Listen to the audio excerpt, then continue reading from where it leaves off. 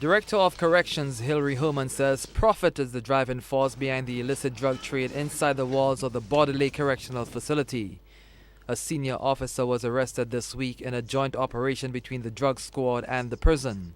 He was the second officer arrested in as many weeks. That officer had over 20 years of service. We normally have a search of all staff and visitors coming into the facility. However, one of the things we cannot do is touch individuals' private parts, which is where we think most of the drugs are coming in through.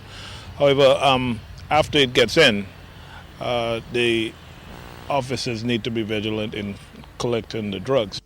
Herman admits that a huge quantity of drugs gets into the facility and laments that the situation has got to this point.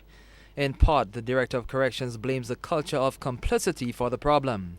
He says the authorities must develop a zero-tolerance policy towards drug use. If you have officers who are tolerant of it, if an officer smokes at home and he sees an inmate smoking, he may not be, concerned about it because it's a non-issue. So that is some of our problems. However, if this officer is then detected as being a smoker himself and the system deals with him the way it should, then it would, curtail that problem. One officer may stop it, but another one may just look the other way, and that's the problem. Herman says the overall goal is to have the practice of drug smuggling in the prisons curtailed or stopped completely. The intent is not, we hope, not to arrest more officers, but for them to stop.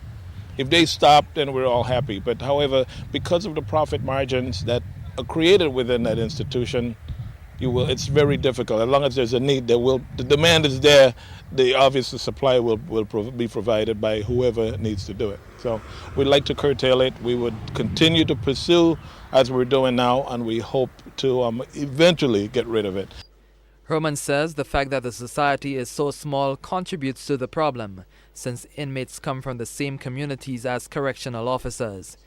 Given this development, the Director of Corrections has called for mandatory drug testing of all essential services personnel.